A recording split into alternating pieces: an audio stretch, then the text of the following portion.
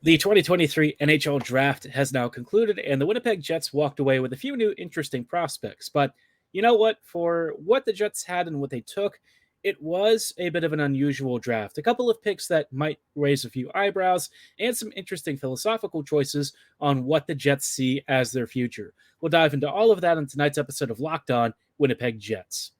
You're Locked On the Hockey Jets, your daily podcast on the Winnipeg Jets. Part of the Locked On Podcast Network, your team every day.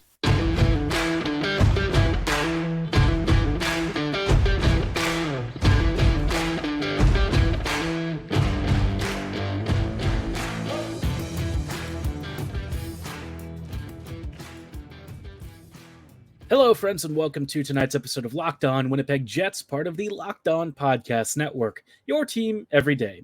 I'm your host, Harrison Lee, an avid Winnipeg Jets fan and an online blogger. You can follow me on Twitter at HLLivingLoco and at LO_Winnipeg Jets. As always, thanks for making Locked On Jets your first listen of the day every day. If you like what you're hearing, be sure to like, follow, and subscribe on all of your favorite podcasting platforms and YouTube. Doing so, of course, is always free of charge and ensures you never miss another episode. But more than anything, we just really love and appreciate your support. Tonight's episode is brought to you by eBay Motors. A championship team is about each player being a perfect fit, and the same can be said for your vehicle. For parts that fit, head to eBay Motors and look for the green check mark. Stay in the game with eBay's Guaranteed Fit at ebaymotors.com.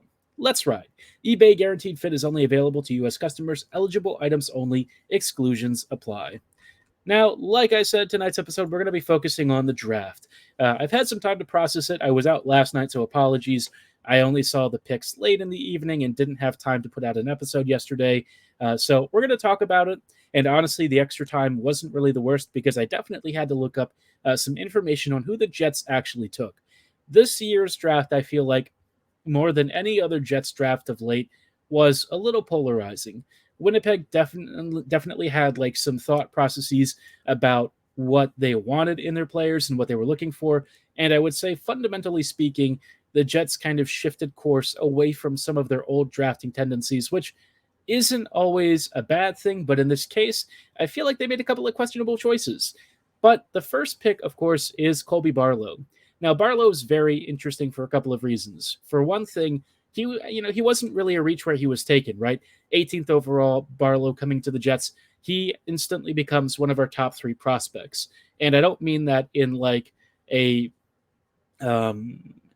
patronizing way. He's legitimately great. And what's interesting about Colby is, for one thing, he looks like he's 40. If you've seen him, he's got a very impressive build. He's got a lot of facial hair, and he kind of looks like the quintessential Manitoban player. I don't know why, but he just, for me, conjures up the idea of what you would expect for a Winnipeg Jet.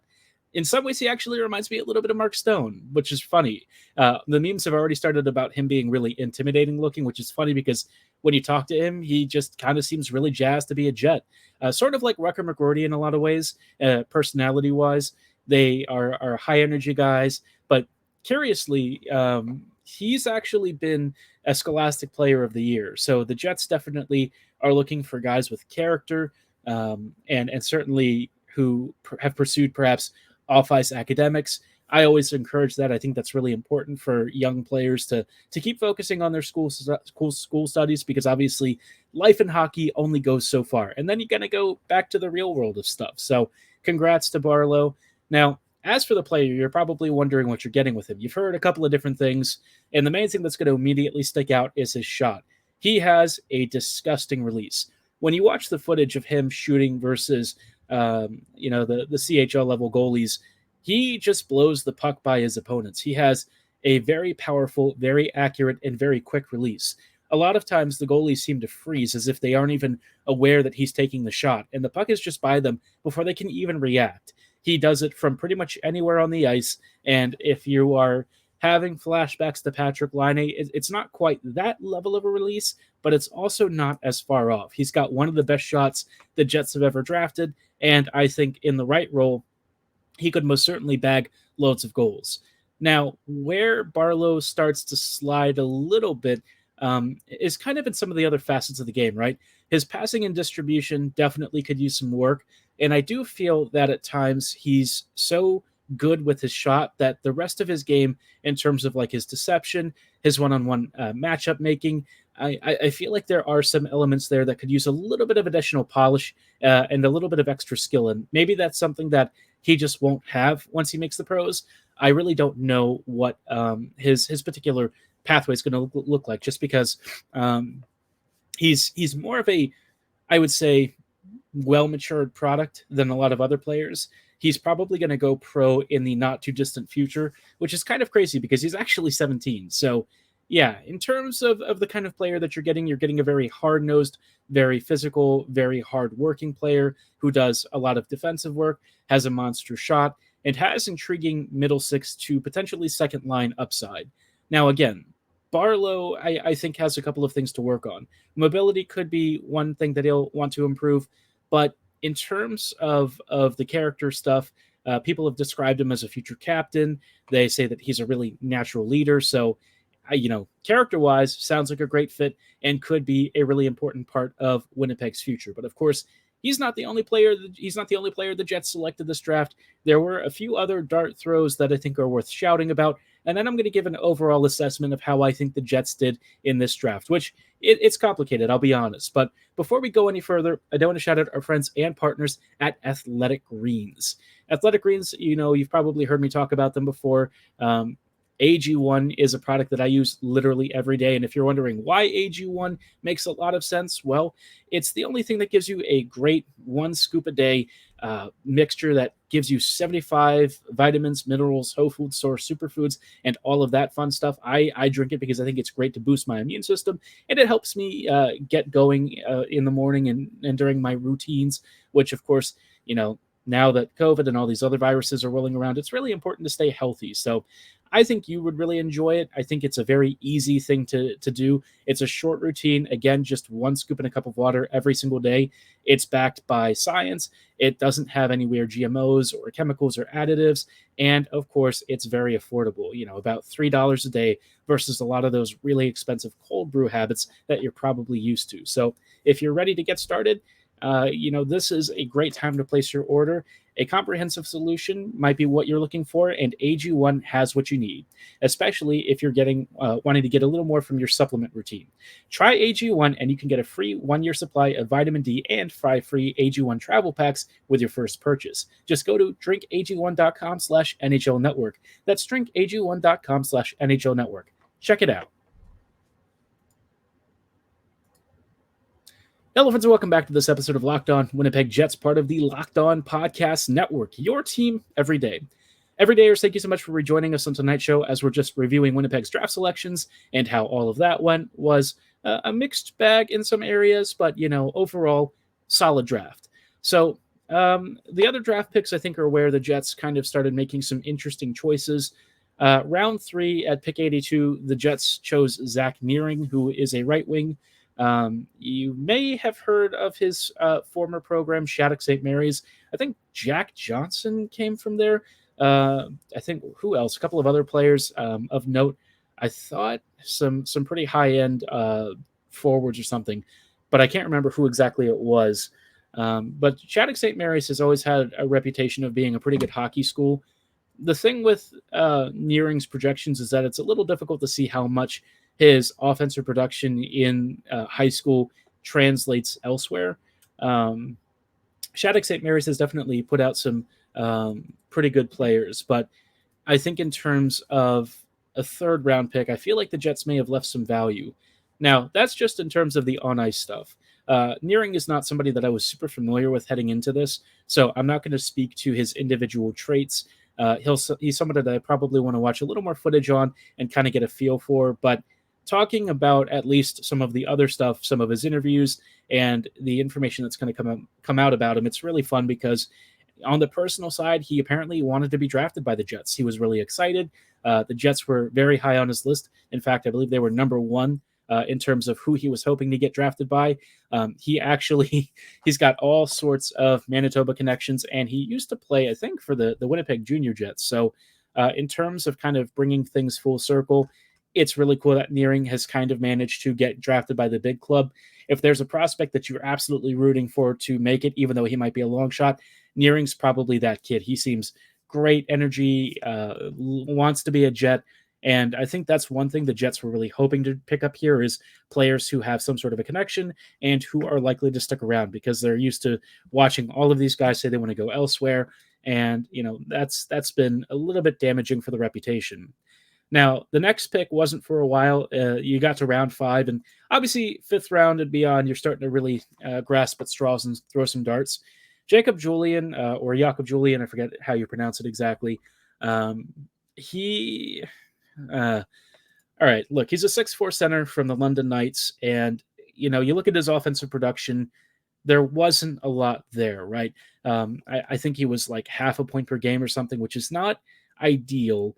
And obviously, size as a center can be very helpful, especially if you're a solid skater. And from all accounts, Julian is actually a pretty good skater. But I guess my problem with this pick is that it felt like, in terms of some of the other buzzy, hypey names and, with prospect talents and stuff that maybe had some cosmetic flaws but were worth taking a swing on, there were probably some better value picks.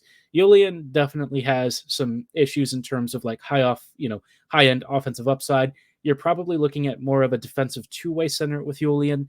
And I mean, again, most picks out of this draft range aren't really going to get to the league. Some of them don't even really reach the pro ranks. So I'm not going to be too upset about this, but I do feel like the Jets probably reached a bit on Julian, but I mean, they like their guys. They wanted another big Canadian boy. So, I mean, whatever. Not really going to quibble or fuss too much, but I do think this was probably one of those draft picks where you might look back on it and say, was that really the best choice?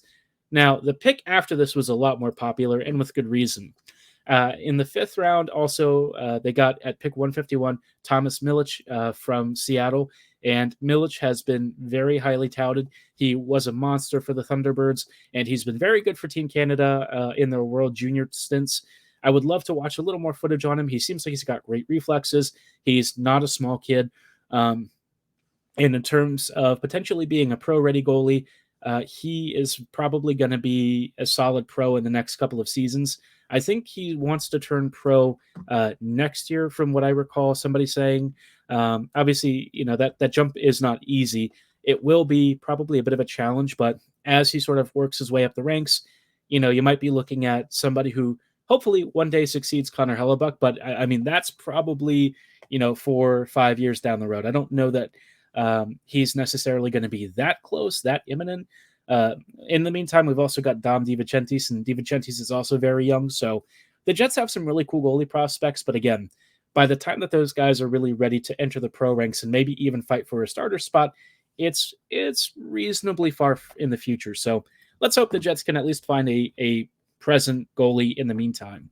Now, the last guy that the Jets got in the 7th round was probably one of their best value picks. Another Scholastic Player of the Year, this one from the WHL. This is Connor Levis, who played for Kamloops. And Connor is a very fun bet because he's like a very sizable player who has very soft hands and good passing. In terms of like elite finishing and stuff, that you're not really going to find as much. But a guy who's got really good spatial awareness and can feed very tricky passes while under pressure, that's kind of his bread and butter. And I think that smartness in passing and distribution is really something that the Jets have lacked. That's a skill set that I think Winnipeg really wants to work on. And if the Jets can find a player who can really help catalyze those breakouts with good passing and with good vision, I think that could be a big win. So in terms of like a great value pick, I really don't think you could go wrong with Levis. I think this was a smart choice. And again, in the 7th round at pick 210, I mean, just a great swing. So yeah, like I said, I think it kind of leaves a bit of a mixed impression. And in just a moment, I'm going to give you the letter grade for how I feel the Jets did and kind of walk through whether I agree with their thinking in terms of their draft philosophy and what they chose this year. Hello, friends, and welcome back to this episode of Locked On Winnipeg Jets, part of the Locked On Podcast Network, your team every day. Thank you for rejoining us in these final moments as we're just wrapping up draft thoughts from Winnipeg's 2023 NHL Draft. I'm going to give a letter grade. I don't know if it's going to be super popular, but I feel like Winnipeg, I'm going to give like a B-. This year's draft, I feel like they didn't nail as much as they nailed last year. Last year, McGroarty and then Lambert as your twosome in the first round. Fantastic draft. Some of the picks after that were a little middling, but overall, very strong draft last year. I think I gave it something like an A minus. This year, I feel like Winnipeg had some player types that they were really after. And I don't know that I necessarily like the way that they prioritize things. One thing that they definitely focused on was Canadian-born players. You really didn't see any Americans getting picked, which is kind of funny because I don't know. The Jets have generally had really good success with American-born players in the past. But that aside, I mean, overall, the selections the Jets did make were pretty darn good in a couple of areas. Aside from the Julian pick, which I just didn't really think was great value, I like Levis. I think Milic is also a really good swing. And Barlow, maybe he wasn't the best player available, but he seems to have a couple of really important traits, and the rest of the stuff you might be able to work on and slowly develop. But on the whole, again, because I feel like the Jets left value on the table, I feel like I've knocked it down. Now, Winnipeg definitely focused on a couple of key traits. They picked a lot of larger players, which I don't really think Winnipeg needs to get bigger. Winnipeg was like top 10 in team size last season. And size isn't really helpful if you're slow and not very good. Look at the Golden Knights. They won the cup and they're not a big team. You know what they are, though? They're really fast and really aggressive. And they take advantage of that on a consistent basis, especially against bigger, slower, dumber teams like the Jets. That's kind of been Winnipeg's Achilles heel, and it's not going to get better if you keep drafting big players who aren't that mobile. I will say, though, that the Jets did draft with a lot of high character in mind, which, given the recent locker room rumors and the players who are departing, kind of makes sense, right? You want guys that you think have integrity, accountability, and are willing to have high work ethic. So that part I get. I do wish that the Jets kind of did what they did last year and really go for home run swings on skill. But in terms of the skill that they did acquire this year, I don't hate it. Barlow, I think, is a fun pick. Some scouts really, really love him and rated him very highly. Levis also rated highly. Milic in net seems like a sterling prospect for goalies, even though, goalies are voodoo, yada, yada, yada. But on the whole, like I said, I just have a bit of a mixed reaction to this draft. I think it's a solid class that the Jets acquired, but I feel like they could have done better. Not that it was bad, but just that it could have been better. I think it'll take some time to really get a sense of what Winnipeg has in this group, and I don't want to rush to judgment too soon. But, Nehring doesn't really, project to be a significant NHLer. And some of the other guys that they picked, they're a little bit more of a long shot. Julian, I think, or Julian, however you say it, I think he definitely has some traits that are useful in certain ways. But the lack of scoring output and stuff, I think, is definitely a problem and could hold him back in the future. So, yeah, like I said, overall, a B minus. I'd be curious to know what your grades are. Let me know what you're thinking for the Jets in the comments below or at my social medias at HLivingLoco and at LO_Winnipeg Jets. Also, let me know what draft picks or what draft selections you hope the Jets were going to make, but maybe didn't. I know there were quite a few interesting names left on the board. I didn't research this class super deeply this year, but of course, I follow plenty of scouts and stuff out there. And, everyone universally across the board was pretty confused by this year's draft. So maybe the Jets did really well. I have no clue. But all I can say is I'm rooting for these kids. I really hope that they can help build the backbone of our future core, because this Jets team definitely needs a refresh. And it'd be nice to just see some kids who want to play for the Jets. I mean, that's been a consistent issue over the last few years. And if Winnipeg can really home grow some talent and bring some guys in who want to be Jets for life, hey, I'm all for it. So let's root for them. Let's hope that they succeed. And we'll continue talking about Winnipeg's offseason on a future episode. But for tonight's show, like I said, that's going to be all the time that we have. Thanks so much for making Locked On Jets your first listen of the day every day. We'll see you back here bright and early tomorrow.